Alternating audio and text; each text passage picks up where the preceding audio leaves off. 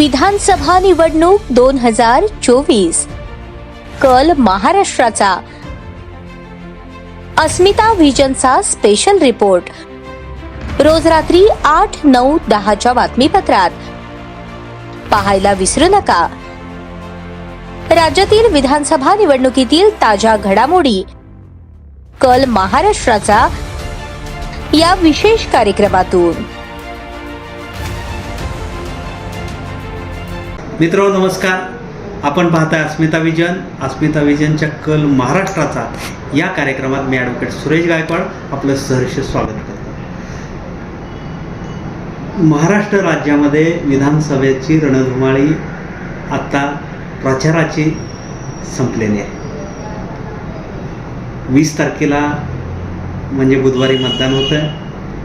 त्या पूर्वसंध्येला आज शेवटचा दिवस आहे, जी आपण निवडणुकीच्या पूर्वीचा दिवस म्हणजे कत्तल की रात्र असं मानलं जातं, तो आज दिवस।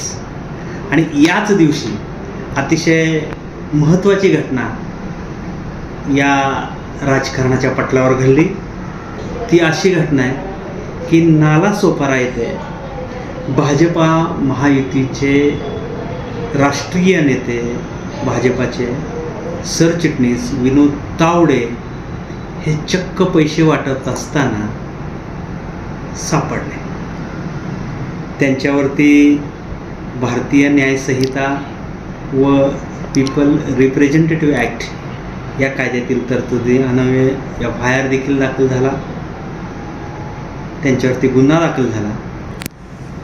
विरारमधला मनवेलपाडा इथं हॉटेल विवांत रूम नंबर 404 मध्ये कोट्यवधी रुपयाचे बंडल आढळून आले।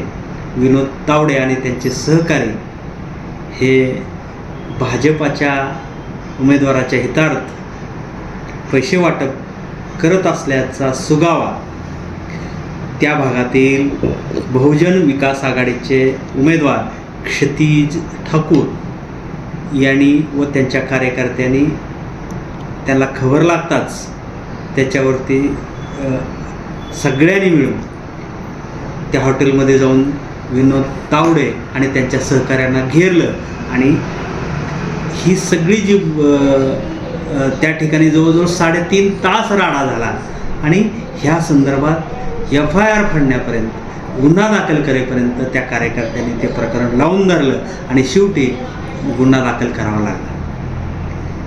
निवडणुकीचा कल संपूर्ण महाराष्ट्रात महाविकास आघाडीच्या बाजूने भाजपाच्या पायाखालची वाळू घसरलेली आहे। कारण आपण पाहतोय संपूर्ण महाराष्ट्रात भाजपा प्रणित त्यांचे सगळे सहकारी अशाच पद्धतीने काही ठिकाणी तर लाखो किलोनी मटण वाटलं जातं, पैशाचे बंडल वाटले जात आहे। हे ह्याचं प्रतीक आहे की निश्चितपणानं भाजपा हारते आहे। संपूर्ण महाराष्ट्रात असंच वातावरण आहे। परंतु मित्रांनो, आज जी घटना घडली त्याला एक वेगळं महत्त्व आहे। विनोद तावडे हे राष्ट्रीय नेते आहेत, भाजपमधले एक जबाबदार नेते आहेत। ते पैसे वाटत असताना पकडणं ह्याला एक वेगळ्या राजकारणाचा वास येतोय। कारण आत्ता आम्ही पत्रकार म्हणून पाहत असताना किंवा सर्वसामान्य लोकांच्या चर्चेतून येत असलेल्या निर्वाळ्यातून असं लक्षात आलं, देवेंद्र फडणवीस जे भाजपाचे म्हणजे भामट्या पक्षाचे जे प्रमुख नेते आहेत, ते देवेंद्र फडणवीस आपल्या मुख्यमंत्री पदाच्या शर्यतीतील अनेक काटे अशा पद्धतीनं काढतायत की काय, अशी चर्चा सर्वत्र व्हायला लागली। कारण विनोद तावडे यांचा आपणाला व्हिडिओ पहा की यापूर्वीच विनोद तावडे यांनी एक वक्तव्य केलं होतं, ते तुम्हाला आठवत असेल।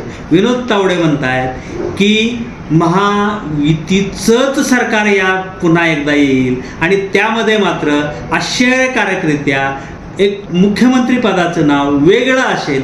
ज्यावेळी हे स्टेटमेंट त्यांनी 5-6 दिवसापूर्वी केलं होतं, त्याचाच धागा धरून जणू काय सावध टप्प्यात आणण्यासाठीच फडणवीस तग धरून होते किंवा डोळे त्याच्यावरती टिपून होते की विनोद तावडे कुठे सापडतात, कोणत्या तावडीत सापडतात आणि त्यांना ते रस्त्यातला काटा म्हणजे मुख्यमंत्री पदाच्या वाटेतला काटा कसा बाजूला करता येईल यासाठीच फडणवीस वाट बघत होते. आणि त्यांनी ते अचूक नियम धरला आणि विनोद तावडे यांना आपल्याच माणसाकरवी अतिशय पद्धतशीररित्या या प्रकरणामध्ये गुंतवल्याची शंका अनेक जण बोलून दाखवत आहेत.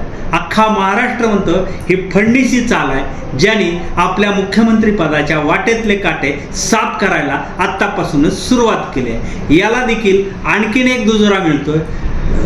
राज्याचे सध्याचे विद्यमान मुख्यमंत्री एकनाथ शिंदे हे देखील 3-4 दिवसापूर्वी त्यांनी एक स्टेटमेंट केलं. ते म्हणले मुख्यमंत्री पदाच्या शर्यतीतून मी बाहेर आहे, मुख्यमंत्री पदाच्या शर्यतीत मी नाही. यालाही कारण असंच आहे.